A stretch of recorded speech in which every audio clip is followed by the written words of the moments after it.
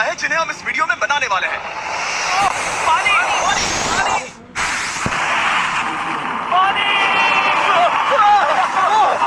आपने अभी अभी केन्या के एक छोटे से गांव को पीने के पानी का अनलिमिटेड सप्लाई मिलते हुए देखा, वो भी सिर्फ 1 सेकंड में। अभी एक कुआं बना है और 99 बाकी है। आपको ये वीडियो बहुत पसंद आएगा। इन 100 कुओं को मिलाकर 5 लाख से ज्यादा लोगों को पीने का ताजा पानी मिलने वाला है। केन्या की इस साइट पर कुछ कुएं बनाने के बाद हम नाइरीरी स्कूल सिस्टम के साउथ में गए और कह सकते हैं कि उन्हें हमसे मिलकर बहुत खुशी हुई। क्या हाल है? मैंने ऐसा नहीं सोचा था। स्वागत के लिए शुक्रिया। समझ नहीं आता कैसे रिएक्ट करूं। बहुत बहुत शुक्रिया दोस्तों। हमारे आने पर इस गांव ने हमारा जोरों से स्वागत किया और नोलन इसमें थोड़ा खो गया। नोलन जैसा अजीब इंसान मैंने कभी नहीं देखा और ये मेरी गलती नहीं है। और फिर वहाँ का स्कूल देखने के बाद ये रहे हमारे मेहमान। क्या हाल है? दिन अच्छा बीत रहा है ना? सबसे मिलकर अच्छा लगा। एक टीचर ने मुझे दिखाया कि स्टूडेंट्स कहाँ से पानी पीते हैं, जो कि एक बहुत ही अनसेफ नदी से आ रहा था। तो आपके स्टूडेंट्स यहीं से पानी पीते हैं? हाँ ये बुरी बात है। हाँ, स्टूडेंट्स हमेशा डायरिया जैसी बीमारी, टाइफाइड जैसी बीमारी की कंप्लेंट्स करते हैं क्योंकि वो ऐसा पानी पीते हैं। तो हाँ। हम कोशिश करते हैं, पर देख रहे हो ना, अब क्या कहा जाए। पर क्या करे, जिंदगी तो जीनी ही है और पानी तो सबको चाहिए होता है। जाहिर है कि इनकी हालत सच में बहुत खराब है।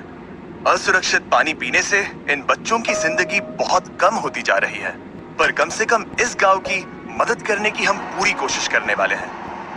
क्या पता ये मुझे फिट आएगा या नहीं। मेरा सिर बड़ा है। देखते हैं पानी मिलता है या नहीं। ओह, ओह। बारिश हो रही है। क्या नजारा है। पानी जमीन से बाहर आने के बाद उसे ऐसे बैरल्स में इकट्ठा किया गया और बैरल्स को वाटर टावर्स पर लगाने के बाद आसपास के गांव के लोगों के पास सिर्फ पीने के लिए साफ पानी ही नहीं था, पर एक प्रेशराइज्ड वाटर सोर्स भी था, जिसका मतलब है कि लॉन्ड्री के लिए सुरक्षित पानी भी मिलेगा। और खींचो। मुझे बताओ ये नोलन की मॉम से कितना हैवी है? नोलन की मॉम से दुगना। Oh God। मैं तुम्हें यहाँ से धकेल दूंगा। ठीक है, इसे अब यहाँ रख दो। हमने केन्या में और 20 कुएं बनाए और उसके बाद इसके जूते में भी कुआं डोंट है। वरी, मेरे दूसरे जूते में भी पानी है। मैं बताता हूँ कि हमने ये 29 कुएं कैसे बनाए। इस विशाल सी ड्रिल से जमीन में सैकड़ों फीट गहरा गड्ढा किया, वो भी पॉल्यूटेड सोर्सेज से होकर सीधे विशाल से पीने लायक पानी तक। उसके बाद हमने पाइप्स इंस्टॉल किए ताकि लोग पूरे अफ्रीका में इन हैंड पंप से पानी ले सके और नाइरीरी में भी। इसे टेस्ट करके देखते हैं।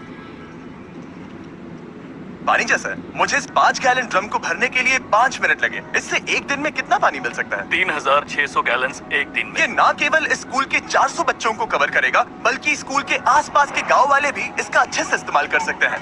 पानी के लिए शुक्रिया। कोई बात नहीं। ये पंप नॉन स्टॉप 30 सालों तक चल सकता है।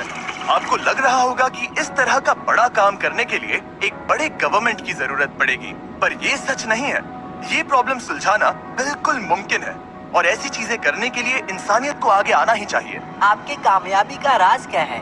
सच कहूँ तो ऐसा कुछ खोजो जो तुम्हें करना पसंद है, उसे लंबे समय तक करो और तुम्हें कामयाबी जरूर मिलेगी। मैं इससे बहुत करीब लाने वाला हूँ, देख रहे हो?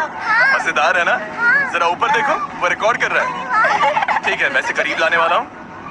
ठीक है, हाँ तुम खुद को देख सकते हो। हम इस गांव के लिए भी कुआं बना पाए, इस गांव के लिए भी और इन दूसरे 12 गांवों के लिए भी। और जब हम ये पंप्स लगा रहे थे, तब हमने यहाँ के एक स्कूल को नए कंप्यूटर से अपग्रेड भी कर दिया। बच्चों को ये कैसा लगा? उन्हें शुक्रिया, सच में उन्हें ये बहुत पसंद आया। खुशी है कि सब ठीक से हो गया। हमने क्लासरूम्स में नया फर्नीचर भी लगाया, उसके साथ कुछ शेल्फ्स नई बुक्स के साथ, और सभी स्टूडेंट्स को एक फुटबॉल भी दिया।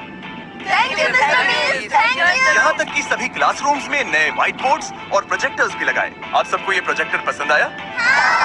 हम चौक का इस्तेमाल कर रहे थे जिससे बहुत डस्ट होता था, लेकिन आज सब कुछ साफ है। हमें इस बात की खुशी है। कोई बात नहीं, इतना तो कर ही सकते हैं। पर जब हम 45वें कुएं की साइट पर गए, तब एहसास हुआ कि वहाँ का हाल और भी बुरा है।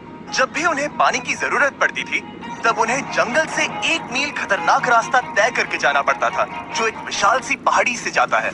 मैं जल्दी उठता हूँ, लगभग सुबह 4 बजे, ताकि मैं स्कूल के लिए पानी ला सकूँ। यहाँ से पानी निकालना सेफ नहीं है। ये जगह बहुत स्लिपरी है, जिससे किसी को चोट लग सकती है। हमने उनके कुएं पर काम करना शुरू किया, तब उन्होंने मुझे दिखाया कि वो पानी कहाँ से निकालते थे। आपको दिन में ऐसे कितने चक्कर लगाने पड़ते हैं? 2 बार। दिन में 2 बार? ओह वाह, तो एक आम स्टूडेंट ऐसा ही कुछ ले जाता है? ओह गॉड, अगर 200 स्टूडेंट्स ऐसा रोज करते हैं तो ये कितना मुश्किल होगा? बहुत मुश्किल हो सकता है। ओह गॉड, ये ढलान तो बहुत बड़ी है। अरे यार, ये ढलान तो रुकने का नाम ही नहीं ले रही। हर रोज मैं सच में दंग रह गया कि ये चढ़ाई कितनी मुश्किल थी। ये सब इतना कुछ करते हैं ताकि वो यहाँ तक पहुँच सके जहाँ इन्हें साफ पीने का पानी मिल सके। आमतौर पर आप पानी यहीं से लेते हो? हाँ। और पानी भरने के बाद ये जग्स लगभग 18 किलो तक हो जाते हैं, जो इन बच्चों के लिए पहाड़ियों से ले जाने के लिए बहुत मुश्किल है। लेडीज आराम से ये 2 उठा सकती ओह, हैं। तो मैं अभी जरूर ले जा पाऊंगा। और एक बार हमने जग्स भर लिए, उसके बाद वक्त था वापस ऊपर जाने का। जल्दी करो, चलते हैं। इससे तो पसीना भी नहीं आ रहा है। मैं ले लूंगा। और अब घंटों तक असुरक्षित पानी को इकट्ठा करने के बजाय उनका नया पंप स्कूल के बस 10 फीट दूर था। तो अब ये यहाँ से पानी ले सकते हैं। बहुत थक गया। और फिर हम गए हमारे अगले गांव में, जहां हमने बनाया हमारा 46वां कुआं। पर हमें एक प्रॉब्लम से गुजरना पड़ा। हमने देखा कि ये गांव आधे से बटा हुआ है, वो भी इस खतरनाक सी नदी से। ये अभी इतनी खतरनाक नहीं लगेगी, पर जब बारिश का मौसम आता है, पानी ऊपर तक आकर इस पुल को पूरी तरह से निगल लेता है। और ये पुल इसलिए इतना जरूरी है क्योंकि वहाँ जो गाँव है, वहीं पर सभी हॉस्पिटल्स और स्कूल्स हैं, इसलिए यहाँ से रोज गुजरना पड़ता है। ये खतरनाक है, लेकिन इस पुल के अलावा इनके पास और कोई ऑप्शन नहीं है। जब ये नदी उफान पर होती है तो ये किसी को भी बहा ले जाती है। लोग, स्टूडेंट्स, यहाँ तक कि जानवर। हाल ही में इस नदी को क्रॉस करने की कोशिश में हमने 3 लोगों को खो दिया। इस तरह किसी की जान जाना पागलपन है और हम इसे स्वीकार नहीं कर सकते। और जिस पल हमने इस बारे में सुना, तब हमें मदद करनी ही पड़ी। तो पंप तक जाने वाले पुल को जब हमने ठीक करना शुरू किया, तब हमने केनिया से 2000 मील दूर जिम्बाब्वे देश का भी सफर तय किया। अफ्रीका में आए 1 हफ्ते से ज्यादा हो गया है और अब भी कई पंप्स लगाने बाकी है। तुम में से बदबू आ रही पर मैंने सुबह ही शावर लिया था। वाओ। बात होते ही मैं हाथ नीचे ले लूंगा। इस काम के लिए मैं तुम दोनों पर भरोसा कर सकता हूँ। हाँ। हमें सबसे पहले एक लोकल हॉस्पिटल की जांच करनी थी, जहां साफ पानी की सख्त जरूरत थी। अंदर जाने पर हमें पता चला कि इस क्लिनिक की इस गांव को कितनी जरूरत थी। 1 साल में यहाँ पर कितने बच्चे जन्म लेते हैं? 1 महीने में करीब 50। इसका मतलब 1 साल में पूरे 600। वाह! पर दुख की बात यह है कि इन प्रेग्नेंट महिलाओं को सिर्फ पानी लाने के लिए 1 मील तक जाना पड़ता है और इन भारी बकेट्स को लेकर वापस आना पड़ता है। पर अच्छी खबर ये है कि हमने इनकी पैसों से मदद की यहाँ पर एक मॉडर्न पंप लगाने के लिए। और अब बस देरी थी इसे शुरू करने की। ठीक है नोलन, क्या तुम तैयार हो? मैं तैयार हूँ। ओवर। मुझे एक ड्रामेटिक जूम इन दो। नोलन, मैंने बटन दबा दिया है, ये काम कर रहा है?